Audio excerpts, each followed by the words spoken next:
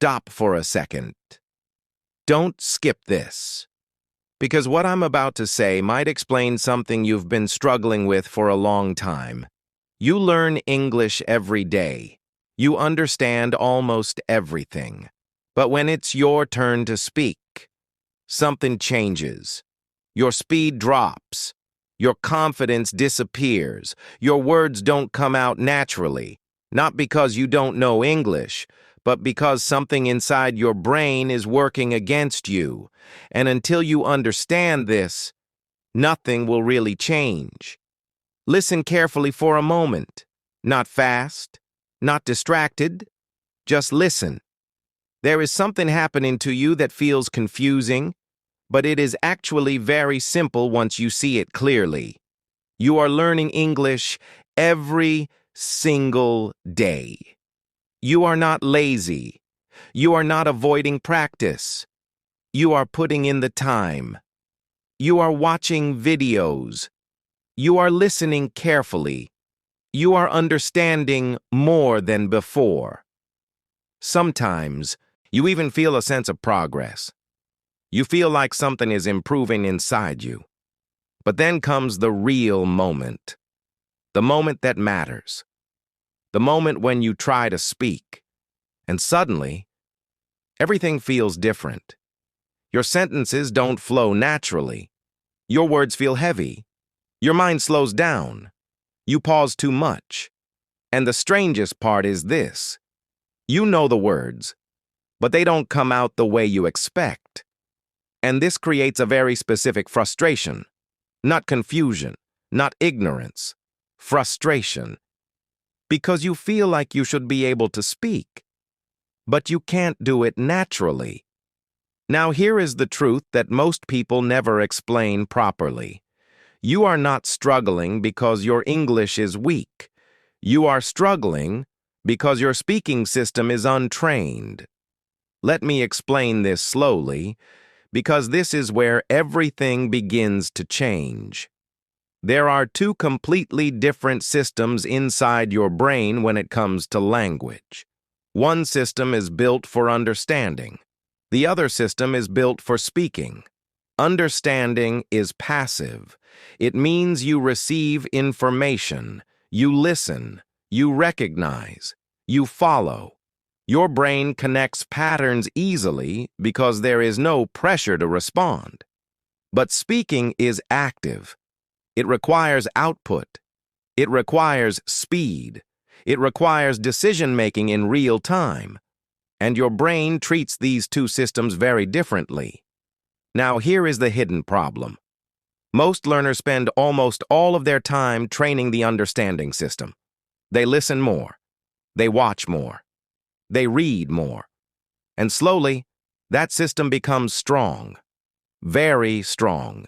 But the speaking system stays weak because it is rarely used. And when you finally try to use it, it feels unnatural. Not because you don't know English, but because your brain is not used to producing it. Think about this in a very simple way. Imagine you watch someone play a musical instrument every day. You understand the rhythm. You understand the notes. You understand how it works. But when you sit down to play it yourself, your fingers feel slow. Your timing is off. You hesitate. Why? Because understanding music is not the same as playing music, and this is exactly your situation with English. Now let's go deeper. There is another layer to this problem. Pressure. The moment you try to speak, your brain enters a different mode. It becomes alert. It becomes careful. It starts monitoring every word. Is this correct? Is this natural? Will this sound wrong? And this creates something very important. Delay. That small delay between your thought and your speech. That delay is what makes your English sound unnatural, not your vocabulary, not your grammar. The delay. And here is the interesting part. The more you try to speak perfectly, the bigger that delay becomes. Because perfection requires checking, and checking takes time. And real conversation does not wait. So your brain falls behind, and when your brain falls behind, your confidence drops. Now let's go even deeper, because this is where most people never reach. There is something happening silently inside your brain when you practice English the wrong way. Your brain is forming an identity of a person who understands, but does not speak. And identity is powerful, because once your brain accepts an identity, it tries to stay consistent with it. That means, even when you have the ability to speak, your brain pulls you back into silence. Not because you cannot speak, but because your identity says, I am someone who listens, not someone who speaks. This is why change feels difficult, because you are not just changing a skill, you are changing a pattern that your brain has accepted as normal. Now let me show you how to break this pattern. You need to create a new identity. Not by thinking, but by doing. Every time you respond in English, even in a small way, you send a signal to your brain. A signal that says, I am someone who speaks.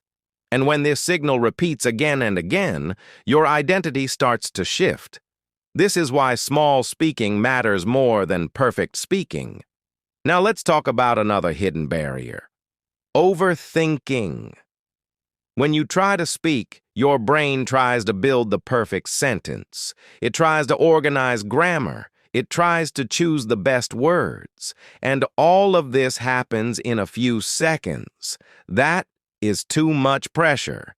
And when pressure increases, performance drops. So what is the solution? You simplify your thinking. Instead of trying to say everything, you say something. Instead of trying to be perfect, you try to be clear. This reduces pressure, this increases speed, and this creates flow. Flow is the key to natural speaking, not perfection. Flow. Now imagine a different approach. You are listening to a sentence. Instead of just understanding it, you pause and respond. You don't think too much. You just say something simple. This is how you train your brain for real conversation. Because real conversation does not give you time to prepare. It demands instant response. This is why response training is everything. Now let's talk about consistency again, but in a deeper way. Consistency is not just about doing something daily. It is about repeating the right action daily. If you repeat passive learning every day, you will become very good at understanding. But if you repeat active speaking every day, you will become natural at speaking. Your brain does not care about your goals. It only adapts to your actions. Now here is something very important that most people ignore. The feeling at the end of your practice matters more than the length of your practice. If you stop when you are tired, your brain remembers difficulty. If you stop when you still feel okay, your brain remembers ease. And your brain always returns to what feels easy. So stop early. Stop while it still feels comfortable. This builds a positive loop. A loop where starting becomes easier every day. Now imagine this process continuing for weeks. Slowly, your hesitation reduces. Your thinking becomes faster. Your sentences become smoother. And one day, you realize something has changed. You are no longer forcing your words. They are coming naturally. This is not magic. This is training. And this is where most people fail. They want fast results. They want instant fluency. But natural speaking is built slowly, quietly, step by step. So let me say this clearly. You are not behind. You are not slow. You are simply practicing in a way that does not train speaking. But now you know the truth. From today, change one thing. Don't just understand English. Respond to it. Speak a little. Every day. Keep it simple. Keep it real. Don't wait to feel ready. Because the truth is simple. You don't need natural English to start speaking. You need speaking to become natural. And once you start doing that, everything begins to change.